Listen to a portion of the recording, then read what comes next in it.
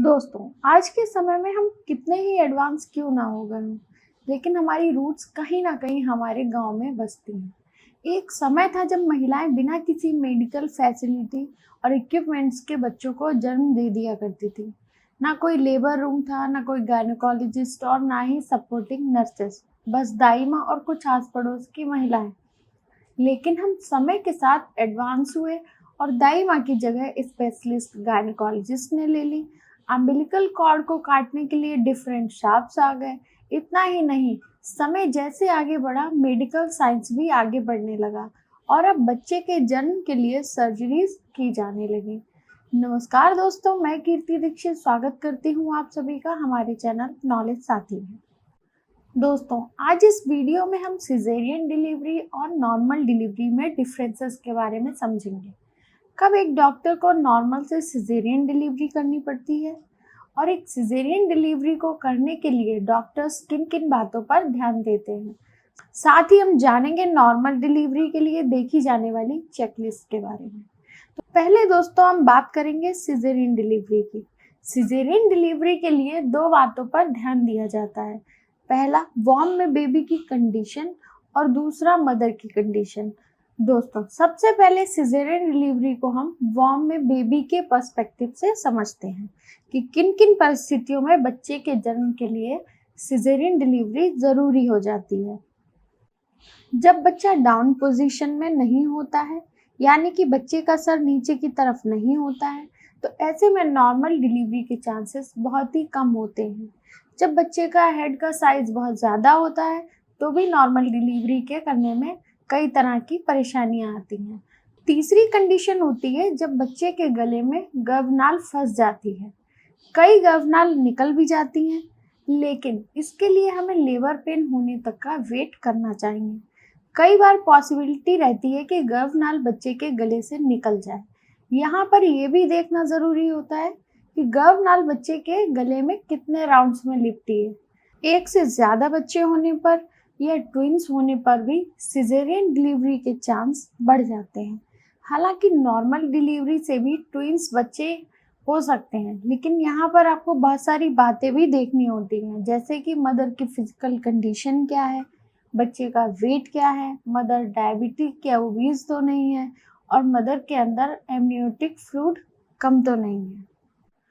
Amniotic fluid कम होने पर कई बार ऐसा देखा जाता है कि वॉर्म में बच्चा सही था लेकिन बाहर आने तक बच्चा सूख जाता है, या फिर कई बार बच्चे की गर्भ की थैली फट जाने से भी एमनियोटिक फ्लूइड बॉडी से बाहर आ जाता है।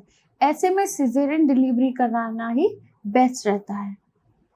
अब हम बात करते हैं मदर के पर्सपेक्टिव से कि कब एक मदर को प्रॉब्लम होने पर सिजेरियन डिलीवरी कराना पड़ता है। अगर मदर को बहुत ही हाई बीपी है या फिर मदर को शुगर की दिक्कत है और शुगर भी बहुत ज़्यादा बढ़ गई है, तो यहाँ पर मदर फैमिली को सिजेरियन डिलीवरी के लिए इंसिस्ट किया जाता है। उसके अलावा मदर को हार्ट डिजीज़ है या रेनल डिजीज़ होने पर भी सिजेरियन डिलीवरी के लिए कहा जाता है। इसके अलावा कुछ और भी रीज़न होते हैं सिजेरियन डिलीवरी के, जैसे कि लेबर पेन का 20 घंटे से ज़्यादा चलना लेकिन नॉर्मल डिलीवरी नहीं हो पाना। इसके अलावा लेबर पेन शुरू होने के बाद डायलिटेशन ना होना।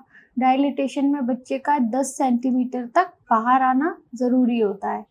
इसके अलावा कई केसेस में लेबर पेन और डायलिटेशन की प्रक्रिया ठीक चल रही होती है, लेकिन पता चलता है कि बच्चे ने अंदर पॉटी कर दी है। ऐसे में अगर बच्चा पॉटी के पानी को अपने अंदर ले लेता है तो बच्चे को खोने के चांसेस बढ़ जाते हैं। ऐसे में जल्द से जल्द सिजेरियन डिलीवरी का प्लान किया जाता है। अगली कंडीशन होती है जब बच्चे का ऑक्सीजन लेवल नीचे गिरने लगता है, बच्चे की धड़कन कम होने लगती है। ऐसे केसेस में भी सिजेरियन करके बच्चे की डिलीवरी की जाती है। कई केसेस ऐसे भी होते हैं जब पेरेंट्स या मदर डॉक्टर के कहने पर भी नॉर्मल डिलीवरी करने की बात पर अड़े रहते हैं, तो ऐसे केसेस में बच्चे को खोने के चांसेस बहुत रहते हैं। सिजेरियन डिलीवरी के फ़ायदे क्या हैं? सिजेरियन डिलीवरी में आप बर्थ के दौरान होने वाले पेन से बच जाते हैं। नॉर्मल डिलीवरी में जो लेबर पेन आपको बहुत झेलना पड़ता है, वो आपको सिजेरियन डिलीवरी के दौरान झेलना नहीं पड़ता, क्योंकि सिजेरियन डिलीवरी में आपके स्टमक को ऑपरेटेड किया जाता है। ऐसे में वेजाइनल इंजरीज की पॉसिबिलिटी पूरी तरह से खत्म हो जाती है।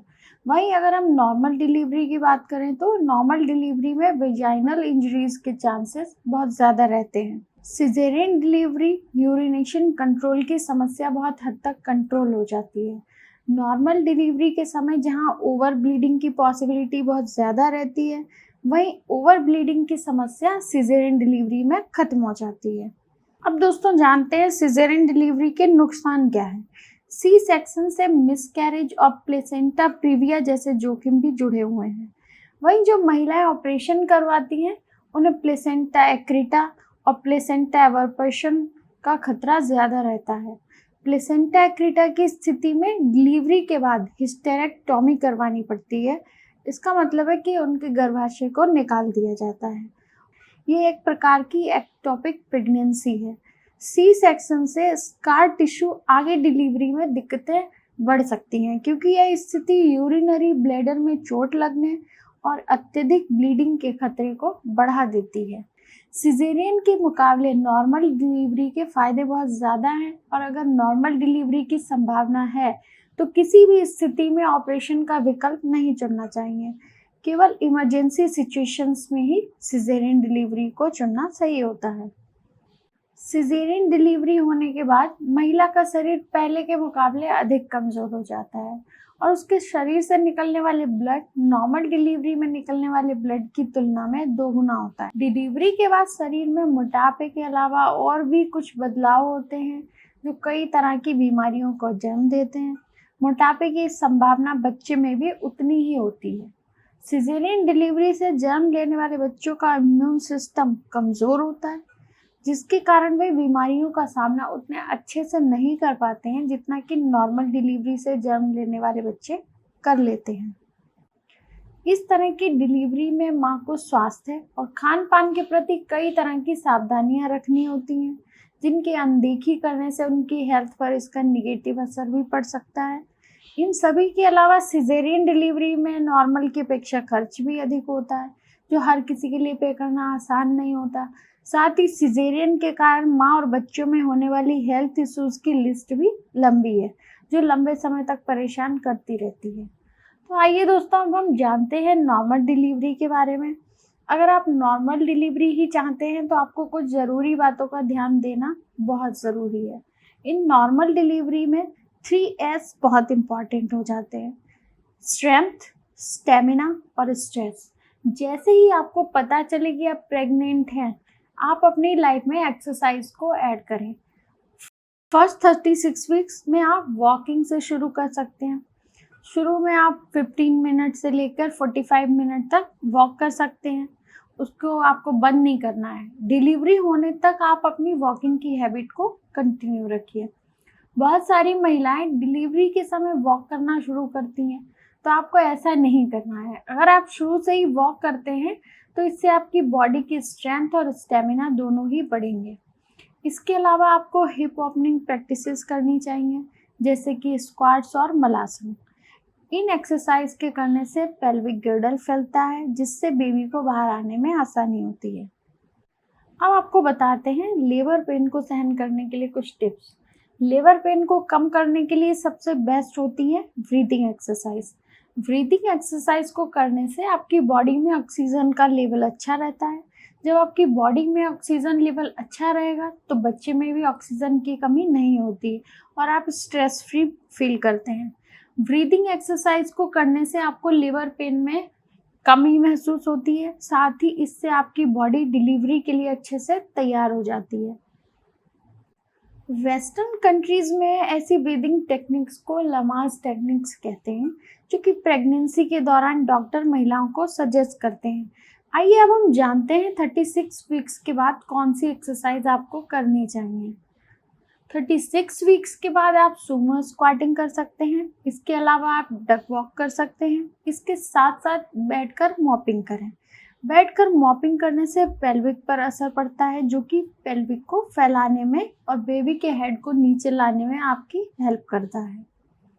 दोस्तों अब हम बात करते हैं प्रेगनेंसी के दौरान महिलाओं के द्वारा पूछे जाने वाले कुछ कॉमन क्वेश्चंस के बारे में, जैसे कि नॉर्मल डिलीवरी कराएं या सिजेरियन डिलीवरी कराएं। तो इसका आंसर है कि आप दोनों ही डिलीवरी अपनी जगह ठीक हैं, लेकिन नॉर्मल डिलीवरी को इसलिए प्रीफर किया जाता है क्योंकि ये डिलीवरी का एक नेचुरल प्रोसेस है। दूसरा ये कि नॉर्मल डिलीवरी में नेचुरल कट, डीप कट और इन्फेक्शन रिस्क कम रहता है।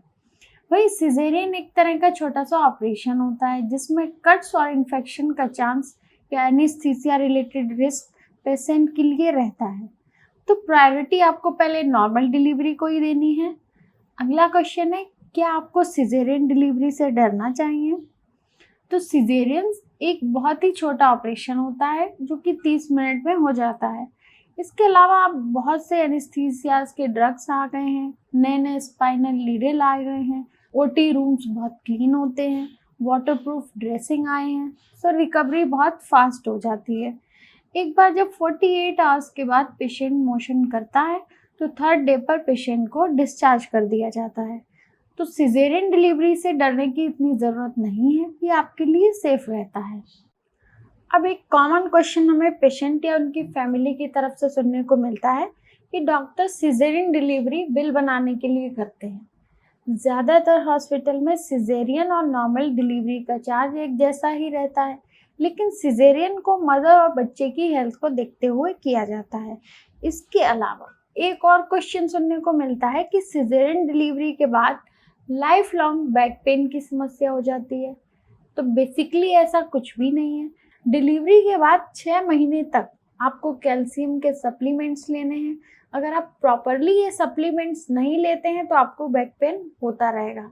इसके अलावा लोगों को एक ये भी क्वेश्चन रहता है कि पेट पर कट लगने से उन्हें कई तरह की परेशानियां होने लगती हैं।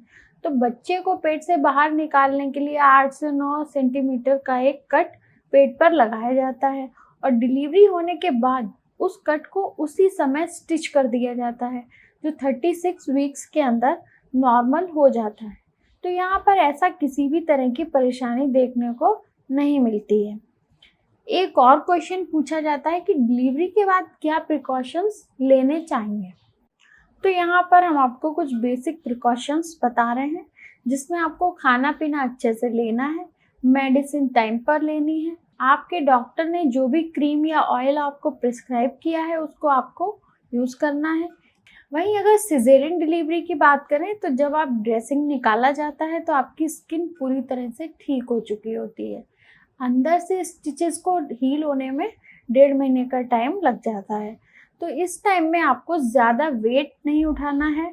उठते टाइम एक साइड से करवट लेकर उठना है और सेक्स से 3 महीने तक बचना है। तो दोस्तों ये था हमारा comparison video caesarean versus normal delivery पर।